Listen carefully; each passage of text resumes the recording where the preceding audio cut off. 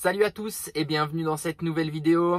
Alors voilà, ce matin je vous emmène avec moi, donc on prend le camping-car et en fait on va déposer Mani chez notre concessionnaire donc suisse Bimobile qui est Tartaruga à Zurich. Et en fait Mani va subir quelques petites modifications donc en vue du grand voyage qu'on va faire dans quelques mois. Donc je vous emmène avec moi et je vous montre tout ça. C'est parti!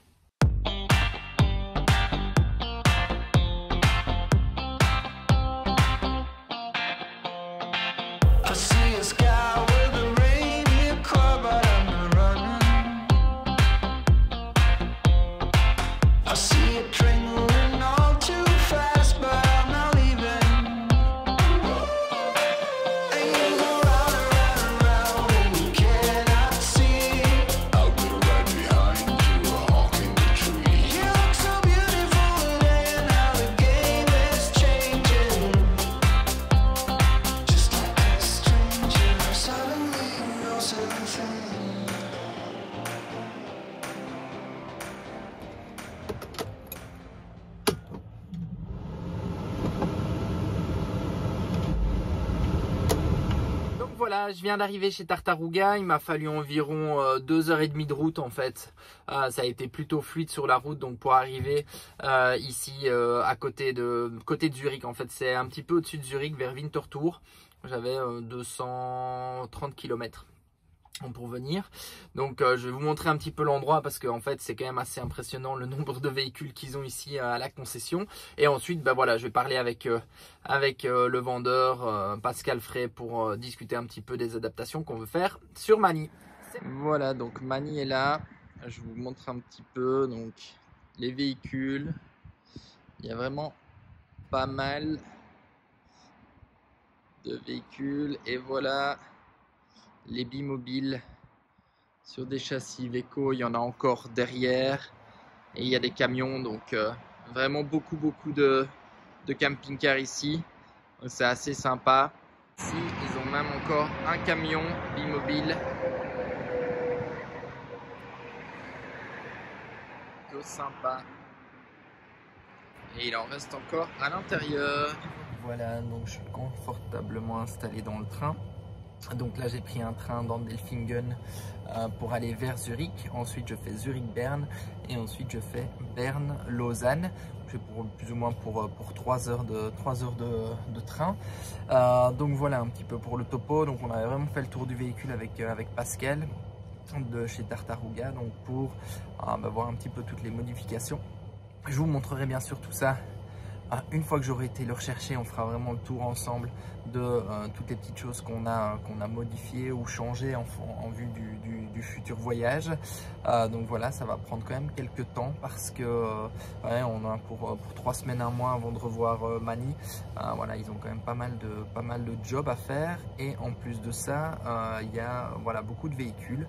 Donc je pense qu'ils sont assez bien sollicités pour l'instant. Donc voilà, mais nous on n'a pas vraiment stressé par rapport au fait de récupérer Mani. Donc voilà, ils font ce qu'ils ont à faire dessus et puis je viendrai le rechercher d'ici 3 semaines, 1 mois. Hello tout le monde, alors une deuxième petite intro dans cette vidéo. Quelques semaines après les premières aventures de Ced, là on va récupérer le camping-car donc chez Tartaruga vers Zurich. Il s'est fait une beauté, on a fait tous les petits aménagements. Et enfin, ils ont fait tous les petits aménagements qu'on avait demandé. Et donc là, on va le chercher, hein Charlie? On va chercher le camping-car? Ouais, t'es contente? Et du coup, on a décidé de passer une nuit dedans et de profiter un petit peu tous en famille. Et voilà, on vient de retrouver notre Mani chérie. On va remplir quand même un petit peu d'eau pour tenir le week-end. Les filles sont là, elles sont trop contentes d'avoir retrouvé Mani. Et puis voilà, Ced s'occupe du remplissage d'eau. Et puis on va aller se poser, je pense, on va essayer de trouver un petit endroit près d'un lac ou quelque chose comme ça. Je crois que ça va être sympa. Bon les filles, c'est parti. Oui. On prend la route. Oui. On va essayer de se trouver un endroit sympa. Oui. C'est parti. Juju, t'es prête? Allez, go go go. Et donc on cherchait un petit spot pas très loin de Kleinendelfingen, donc pas loin de chez Tartaruga, et on a trouvé un spot plutôt sympa. Donc en fait on est ici sur on va dire la zone d'une ferme qui fait également microbrasserie. Et donc la ferme, elle s'appelle Stamheimer Hopfen, un petit peu comme France Passion, où en fait on dispose du terrain, ou en tout cas d'un emplacement sur le terrain privé de la ferme. Et en gros, il y a un petit magasin, on a pu boire la bière qu'ils brassent localement. Et en fait, on va passer une super soirée. Je vous montre un petit peu l'endroit. Donc il y a également des toilettes.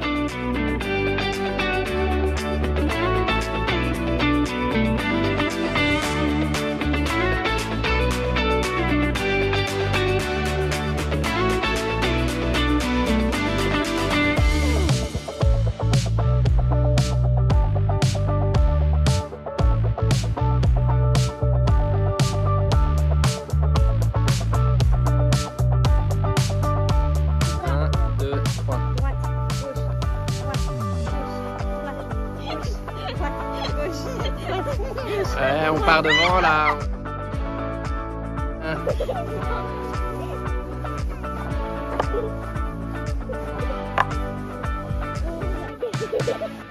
On gagne, on gagne.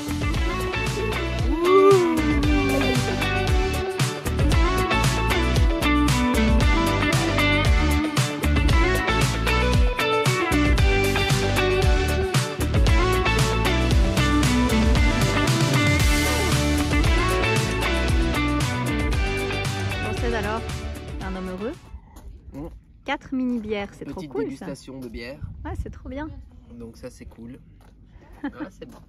On est tombé au bon endroit. Exact.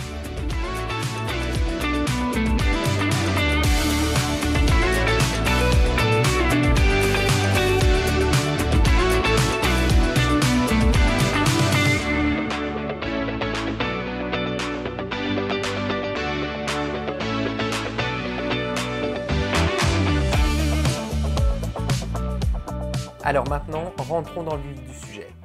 Comme vous pouvez le constater, donc Mani en fait est vraiment à l'état comme neuf. Et donc on a fait faire 6 modifications.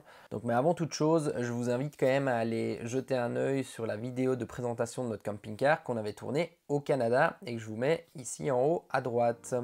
Première modification, on a en fait refait tous les joints de la cellule et des lanterneaux.